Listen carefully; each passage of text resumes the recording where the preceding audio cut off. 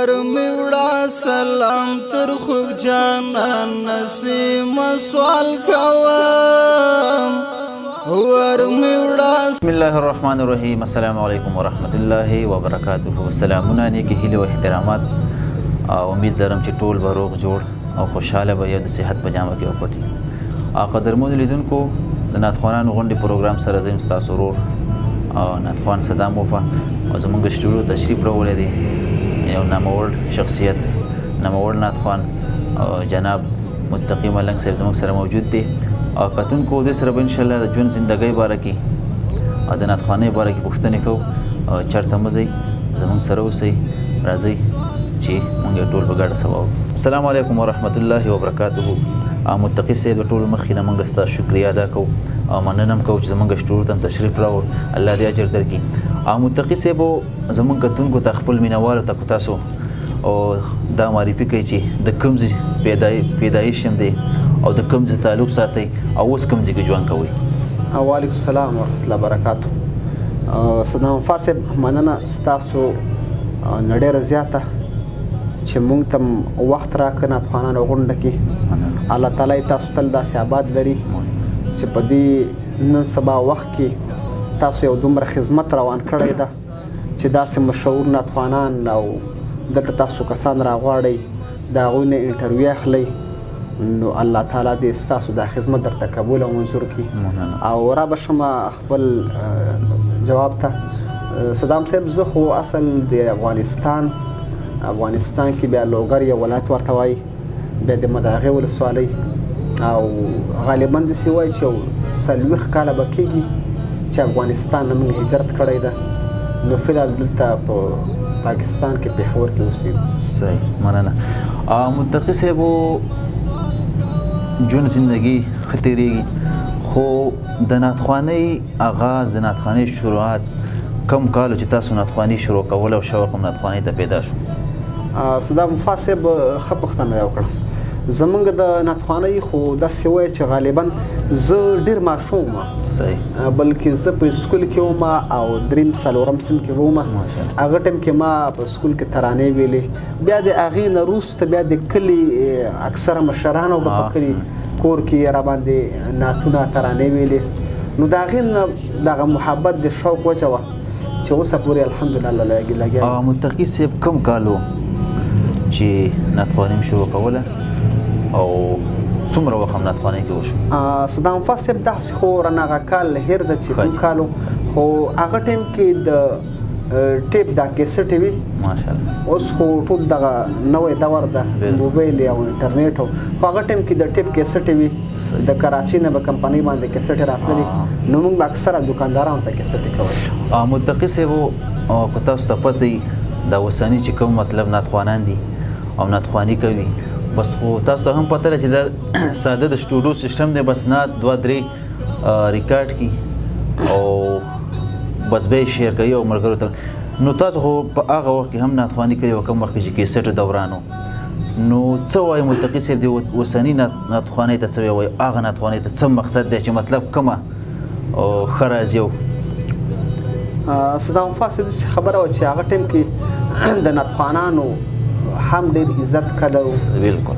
او بل د کیسټو دور و، نو هر سړي به کیسټ اخیسته په شوق باندې، په محبت باندې. مارکیټ ته به چې کیسټ راغله نو د نعتو کیسټه به ډېر په شوق باندې وته، انتظار و خلک به انتظار و ډېر زیات. او اوس خو جدید دور ده، بس هر سړی بس راځي سټوډیو کې نظم وایي، بیا د فیسبوک له لارې د وټساپ له لارې نشر کوي. نو هغه دور کې او برکت هم ډېر زیات و، اوس ډېر زیات فرق راغلی. متقي صاحب تاسو خو زه به ووایم چې ډېر وخت نه ناتخواني کوئ، ولې نه؟ نو په هغه وخت کې تاسو څه کیسټې یا سیډي کیسټې رایستلې مي؟ صدام صاحب داسې خبره وه چې هغه ټایم کې د سیډي کیسټې وي او د سیډي کیسټې موږ کړې وي او د ټیپ کیسټې هم دوکاندارانو ته ما خپله کړې وي. نو اوس هغه وخت هغه کیسټې هغه حساب نشته، اوس ټول د انټرنیټ حساب ده. صحیح. متقي صاحب دنیایي تعلیم هم څومره دی او علمي تعلیم هم څومره دی؟ که دا هم دې کتونکو ته. زما خو دنیایي تعلیم 5 پورې مې سکول ویلی او د علم نه الحمدلله فارغ شوی یم ماشاءالله. او فعلا یو مدرسه کې مې استاذي ده ناظم هم پکې یم ماشاءالله او جامع جومات ده راسره صحیح. الحمدلله. کتونکو دا متقي صاحب ان شاء الله چې زموږ سره مرکه روانه ده او نعت به دې هم اورو حمد به دې اورو او ان شاء الله چېرته به نه ځئ او زموږ سره به وي نو ان شاء الله نورې پوښتنې دې هم کوو. او متقي صاحب نعتخواني هم کوئ، اوس تاسو مصروفیات دې اوس وخت د دنیا په حالو ځلو؟ زما خو الحمدلله ډېر ښه مصروفیات ده صحیح. په دې باندې زه فخر کوم. ماشاءالله. زموږ خپل مصروفیات الحمدلله جامع جومات ده راسره صحیح. او مدرسه کې مې استاذي هم ده ناظمي مې هم ده پکې نو فعلا دا مصروفیات دي الله دې راضي شي. متقي صاحب اوس وخت کې کوم شاګردان لرئ؟ نه زه خو شاګردان اکثره کسان راځي ډېر زیات ده مطالبه ډېره زیاته کوي چې مونږ نعتخوانۍ ته خو هغه اکثره همداسې ماشومان نو زه به ورته لارې کوم چې تاسو تعلیم ته توجه وکړئ ماشاءالله یا علم ته توجه وکړئ نو تاسو دا عمر چې کوم ده دا هم د علم یا تعلیم دی. صحیح. او زما هر یو کس ته هر یو بچي له دا یو میسج ده چې هغه دې باید علم وکړي تعلیم دې وکړي ځکه نعتخواني بیا هم کېږي که نه. بالکل. متقي صاحب په ژوند کې داسې سخت وخت چې ستاسو نه هېرېدونکی وخت او کومه خوشحالي هم چې تاسو راغلي نو په زموږ کتونکو ته او خپل مینوالو ته دا هم ووایي. صدام صاحب په ژوند کې خو دا معاملې راځي په ژوند کې خفګان هم راځي خوشحالي هم راځي دا ژوند سره تړلې معاملې دي. په ژوند کې زما معامله دغه په ژوند کې د غم وخت دغه زموږ والد صاحب بیا الله تعالی وبخي ټولو مړو سره نو چې کله هغه وفات شو نو زه مسافر وم زه بل چېرته وم صحیح. نو زه ورونه رسېدم دا د ژوند یو سخته مرحله وه او نه هېرېدونکې مرحله او د خوشحالۍ بیا هغه مرحله وه چې کوم وخت کې ما ته د کور د خوا نه مکمل اجازه وشو د علم ماشاءالله او بل مې په دې کې خپل والد صاحب را سره ډېره همکاري کړې ده صحیح چې هغوی مثال تاسو علم وکړئ علم وکړه او زه مثال تشویق کړم صحیح نو الله تعالی دې هغوی قبر منور کړي آمین. لکه مطلب متقي صاحب زه به دا ویم چې نن سبا خو کم را روان نسل چې کوم دی کوم بدوی خو به یا د ښه بنګلې یا د ښه موټر سوچ او فکر کوي لکه ستاسو دا خپل لکه د علم ارمان او یا ارزو دا زما یو ارمان و الله تعالی پوره کړ الله تعالی دې راضي شي موږ د الله تعالی نه ډېر راضي یو او زما ټولو اورېدونکو مینوال دا یو میسج ده صحیح چې هغوی د علم وکړي تعلیم دې وکړي ځکه چې دنیا هغه دغه یو ابس دنیا ده یو دورز دنیا ده نو دنیا چې دا هغه بیا د ټول عمر دنیا ده او نه ختمېدونکې ده. صحیح. الله دې زموږ تاسو هغه دنیا برابرې. مننه مهرباني. کتونکو دا متقي صاحب چې زموږ سره خبرې هم وکړي او خوږې خبرې ان شاء الله او کتونکو چېرته مه ځئ د متقي صاحب نه به نعت هم اورو چېرته مه ځئ زموږ سره اوسئ. صدام صاحب نعتونه خو ډېر زیات دي او داسې ما ځان سره څه راوړي نه دي خو یو نعت ما ته خپله د نبي علیه السلام نعتونه ډېر زیات خوند راکوي. الله تعالی دې موږ تاسو د نبي علیه السلام زیارت نصیب کړي. آمین آمین. الله تعالی هم دې د نبي علیه السلام شفاعت راته نصیب کړي. آمین. نو یو داسې مختصر غونته نعت ده چې ما ته ډېر خوند راکوي. صحیح. هغه داسې ده چې یو زنه یم محبوبه ټول جهان په تا مین دی څومره ښکلی جانانه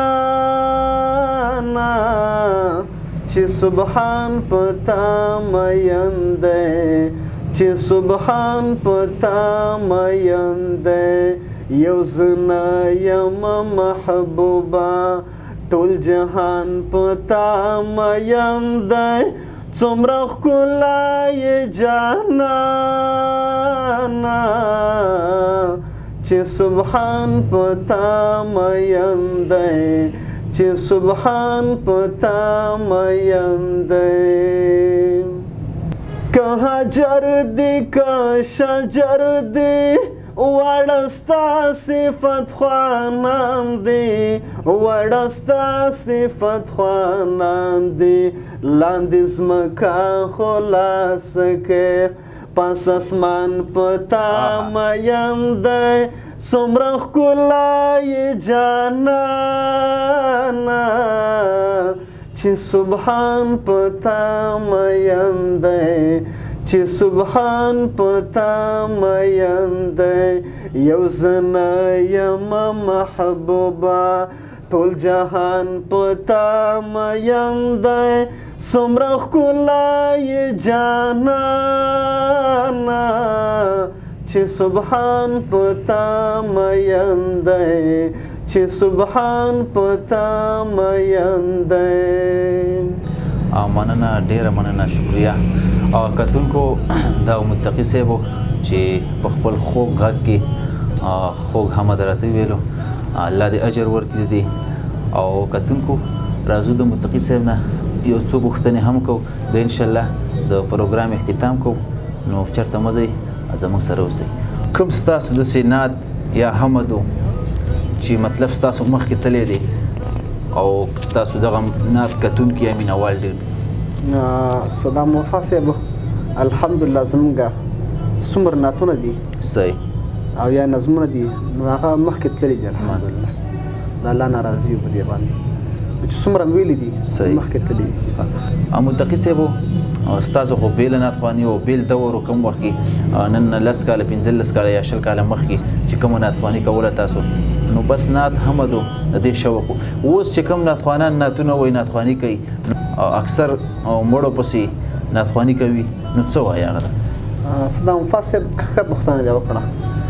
زه خپله دې شي ډېر سخت خیالات یم او اوس هم وګورې مې نه مسافر پسې څه نظم ویلی ده نه څه مړو پسې مې ویلی.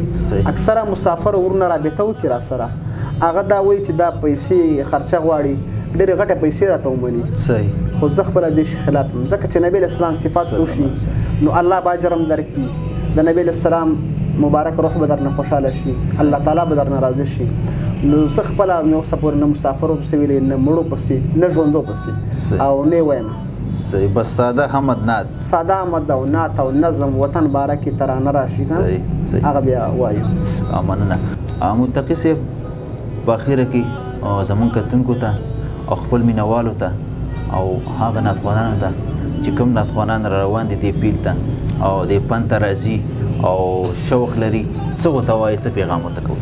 صدام صاحب داسې خبره ده چې مینهوال اورېدونکو ته به زه دا وایم چې هر یو کس د خپلو مشرانو د خپلو والدینو د ډېر احترام وکړي ځکه چې د خپلو والدینو خپلو بچیانو لپاره دوه ډالۍ قبلیږي نو د خپلو مشرانو چې څومره دوه اخیستی شي د خپلو والدینو نو زه چې خپله اوس دا دې ځای لاره رسېدلی یم او دومره عزت او قدر ده دا هم د والدینو د دعاو برکت ده چې دې ځای الله تعالی رسولی که نه زه هېڅ هم نه وم نو او بل نعتخوانانو خبره دې وکړه چې نعتخوانانو زما دا یو میسج ده چې څومره نعتخوانان چې اول د هغوی زړه کې د الله رضا ونیسي حقیقت نو دوی به انشاءالله کار مخ په وړاندې ځي او مینهوال هم چې څومره دي چې څومره ما مینهوال هم اواز اوري نو هغوی د الله رضا زړه کې ونیسي او نه د الله رضا لپاره وګرځي هره معامله د الله رضا لپاره کوي نو دوی به نه به چېرته بند راځي